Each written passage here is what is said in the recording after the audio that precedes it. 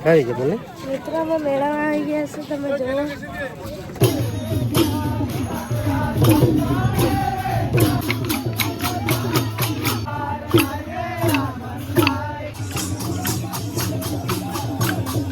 મિત્રો આ જે દિવાળી પર જે મેળાઓ થાય ને તો એનો ઉદ્દેશ એ છે મિત્રો બાળકો માટે એટલું બધું જો ઓપ્શન અવેલેબલ છે કે તમે જો જેસીબીથી લઈને આ કંઈક હોડી જેવું છે અને રમકડા તો જાત જાતના તમે હેલો ગાઈઝ ગુડ મોર્નિંગ તો welcome to my new blog તો અમે કાલના ગામ પહોંચી ગયેલા હતા તમે જોઈ શકો છો ને આજે અમે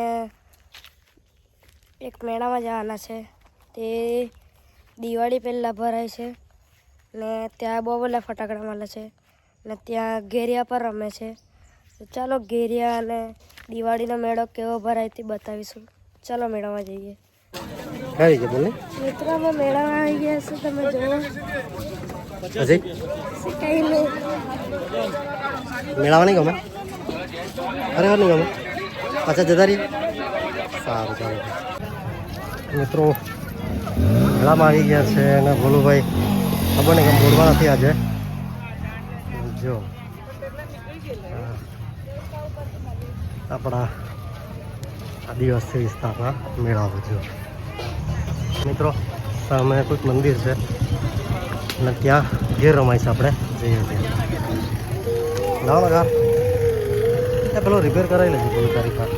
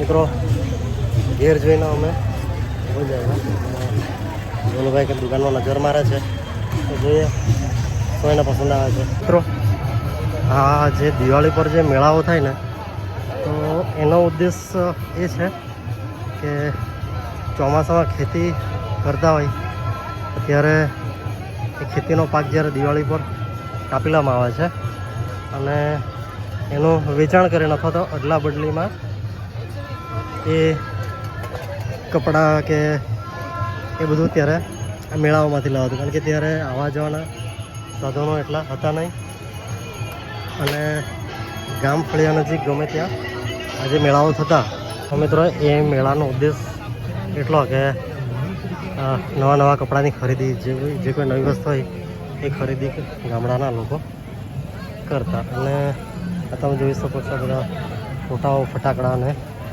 આજે કેલેન્ડર છે એ માત્ર ને માત્ર અહીંયા મેળામાં જ મળે એ તમને માર્કેટમાં તમને વેચાતા બહુ ઓછા મળે તમે જોઈ શકો છો ફટાકડાની કેટલી બધી દુકાનો છે અને બાળકો માટે રમકડા ને કારણ કે બધાને જ દિવાળીનો આનંદ હોય ત્યાં ખેતીનું કામકાજ પૂરું થાય એટલે ઘરમાં કપડાં પણ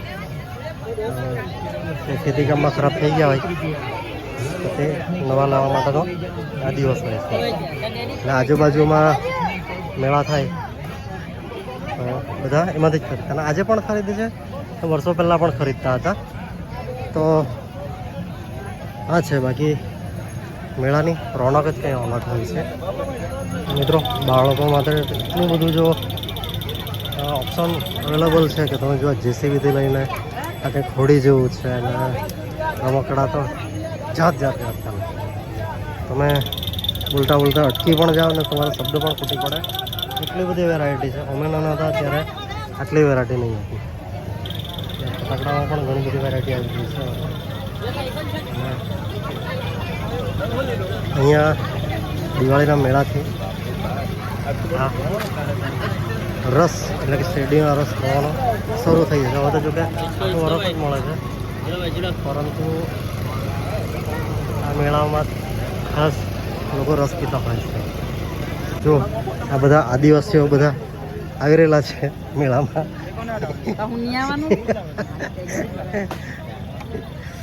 આવો આદિવાસી છે એવો મેળામાં આવેલો છે. અને ફટાકડા તરફ નજર જાય છે સાહેબની, પણ ફટાકડા ઘણા બધા છે ઘરે. જો લેડીઝ માટે પણ કટલારીની દુકાન છે, ઘણી બધી દુકાનો છે. સામે પણ છે, તમને બધી જ ચીજ અહીં મળી જાય.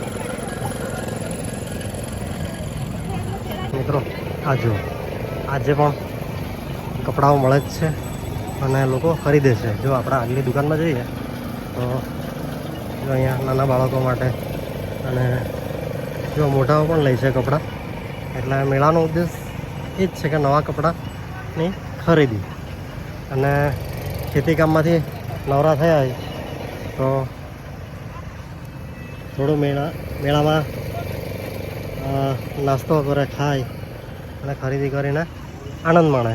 કારણ કે જેઠ મહિનાથી ખેતીની શરૂઆત થાય તો એ શરૂઆત દિવાળી પર જ ખતમ થાય. અને આ ચીજ છે મિત્રો. આ જો આ સિંગ મળે છે.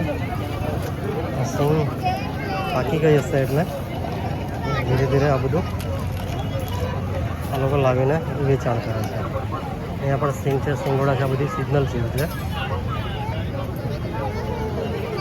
ચાલો આગળ જઈએ. જુઓ મિત્રો, આ રોજિંદા જીવનની ચીજો માસી છે. માસી ક્યાંથી આવ્યા? ઉનાઈથી આવ્યા. જો ઉનાઈથી આવ્યા છે અને તમે જોઈ શકો છો દર રવિવારે રાખો. બરાબર, હા હા બરાબર. માસી દર રવિવારે ઉનાઈ દુકાન આવી રીતના લગાવે છે. અલગ અલગ ચાળના છે. તમને ઘઉં, જુવાર, ચોખા, કઠોળના બધા અલગ અલગ જેના મળી રહે. અને આ ચાળની પણ મળી રહે. અને જો ટિફિનથી લઈને આ લોકો બધું જ લઈને આવ્યા છે. એટલે ભાત કપવાની સિઝન છે. દાંતરડા ને એ પણ તમને મળી જાય. તપેલાથી લઈને તવાથી લઈને તમને બધી જ ચીજો મળે છે. ચાલો મિત્રો, મેળામાં બહુ ફરી લીધું અને ઘેર પણ જોઈ. અને હવે જો હવે પરસેવાથી રેપઝેપ થઈ ગયા એટલે હવે ઘરે જઈએ. અને બોલુભાઈ કંઈ કહી દે, તમે સાંભળો. તો મિત્રો અમે ઘરે જતા છે. ચાલો હવે બીજા બ્લોગમાં મળીશું. Bye bye. અમારી ચેનલને જોવા માટે લાઈક કરજો, શેર કરજો અને સબસ્ક્રાઈબ કરજો. બેલ આઇકન દબાવવાનું ભૂલતા નહીં. Bye bye.